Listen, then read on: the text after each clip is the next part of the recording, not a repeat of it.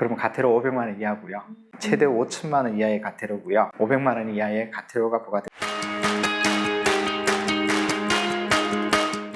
반갑습니다. 오상환입니다.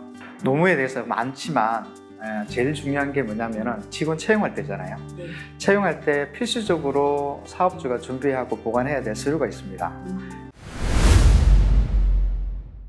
그 일종 노무 3종 세트라는 게 있는데 근로계약서, 개인정보동의서, 근로자 명부라는 게 있습니다. 하지만 요즘 근로계약서는 잘 작성하고 계시는데 실질적으로 그 근로계약서 안에 보면은 직원들의 인적사항이 있잖아요.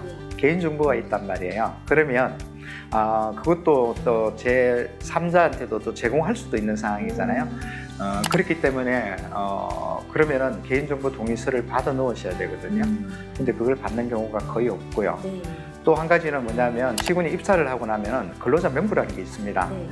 그거를 작성해서 보관을 하셔야 되는데 특히 퇴사한 직원도 3년간을 보관하는 의무가 있거든요.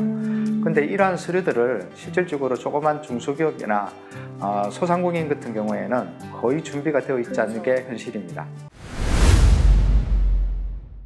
좀 불이익이, 사업주한테 불이익이 가고요. 모든 게 준비가 되어 있지 않다 그러면 미작성과 관련돼 있어는 각각 가태료 부과 대상입니다. 가태료가 혹시 얼마나 나오나요? 예를 들어서 근로계약서를 작성하지 않았다.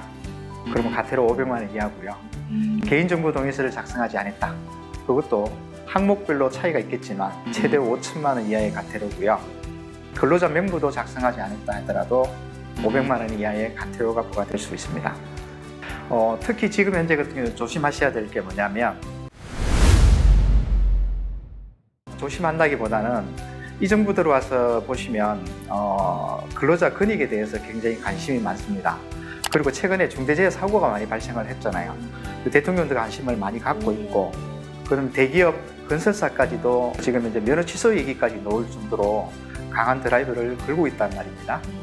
거기에다가 최근에 정부에서 고용노동부 예산을 1,300억 정액을 했어요. 근데 그 정액한 게 뭐냐면 근로감독관을 1,300명을 늘린다는 겁니다. 감독관을 늘린다? 예. 자, 이 얘기는 뭐냐면 결과론적으로 근로감독을 강화를 하겠다는 얘기가 되겠죠.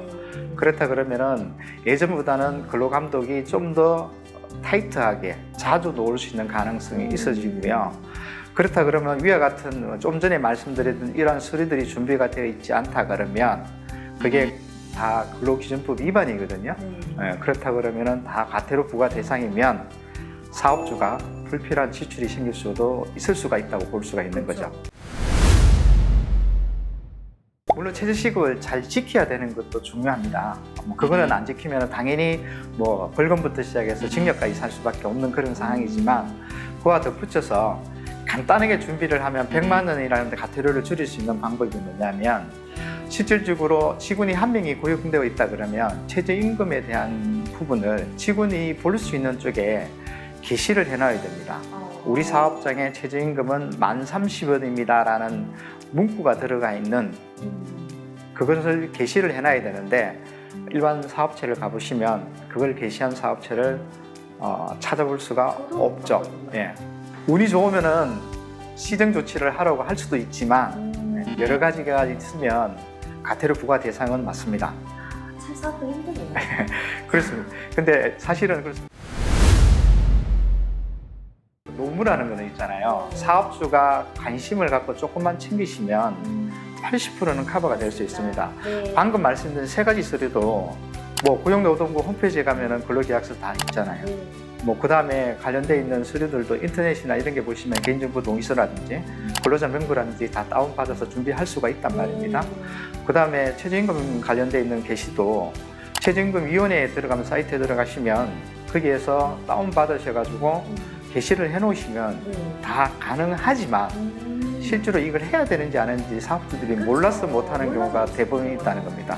그래서 오늘 아셨으니까 지금이라도 준비를 해놓으시면 저부터 시작해요. 조만간에 점검이 많아진다고 하는데 그랬을 경우에 불이익을 당하는 일이 그만큼 줄어들 수 있는 계기가 될 수 있을 것입니다. 그 명칭이 뭐냐면 소상공인 부담 경감 크레딧이라는 거거든요. 뭐 이게 해당 사항이 되면 사업자한테 최대 50만 원까지 사용할 수 있는 쿠폰을 주는 겁니다. 현금을 주는 게 아니고요. 그런데 이게 사용 대상자가 뭐냐면 2025년 5월 1일 이전에 사업을 시작을 했고, 그 다음에 2024년, 2025년 연 매출이 3억 원 이하이고 현재 사업을 운영 중이면 신청이 가능하거든요. 그런데 안타깝게도 지금 정규 그 접수는 마감이 됐고요. 그런데 아직까지 예비 접수는 가능하겠더라고요. 그래서 지금 현재 예비 접수라도 해놓으시면 되고요. 누구나 해당 사항이 다 되는 사항이고요. 혹시나 뭐 이러한 제도 같은 경우에는 이번뿐만 아니라 이 정부에서는 계속해서 나올 가능성이 많기 때문에 또다시 재개를 할 수도 있다고 보여지거든요. 그럼 지금 예산 소진 때문에 지금 현재 예비 접수밖에 안 되는 거지만, 그럼 재개가 된다 그러면 얼른 신청을 해놓으시면 뭐 혜택을 볼 수가 있는 상황이고, 뭐 아무래도 작은 금액이지만 50만 원이 작은 금액이지만 보증비와 관련되어 있는 올 보증비를 부담을 줄여주는 효과가 나타나는 거니까 반드시 신청해서 맞습니다. 혜택을 보는 게 좋겠죠. 몰라서 놓치면 네. 미안합니다. 네. 맞죠? 네. 그래서 이거는 신청 안 하면 사실은 신청 안 하면 못 받는 거니까 뭐 신청 안 한다고 해서 혜택을 주는 게 아니라 반드시 내가 신청을 해야만 혜택을 받을 수 있는 제도라는 겁니다. 뭐 저희들이 갖고 있는 자료 같은 경우는 같이 공유할 수 있도록 하겠습니다. 하고 뭐 소상공인 관련돼 있는 거 신청도 관련돼 있는 게 불편하시면 뭐 저희한테 연락을 주시면 도움을 드리도록 하겠습니다. 네, 기회가 되시면 또 불러주시면 또 뭐 좋은 정보를 갖고 찾아뵙도록 하겠습니다. 제가 알겠습니다. 약속 받았습니다. 네. 오늘 너무 고생하셨습니다. 네, 고맙습니다. 여러분들 오늘 해치에서 안내해드린 내용 좀 도움이 되셨는지 모르겠는데요.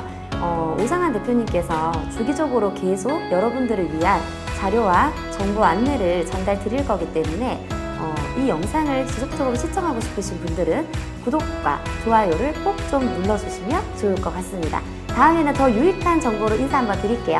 안녕!